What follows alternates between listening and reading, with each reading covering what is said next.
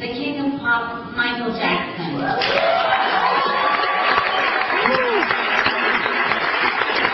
I feel very privileged to be the recipient of this special women's honor. I believe that all people living together in unity is one of the most important messages we can teach our children. What more can I give? It's just an example for the world of how beautiful the world can be, what a beautiful place it can be. Sorry I have the hiccups. I have to be honest.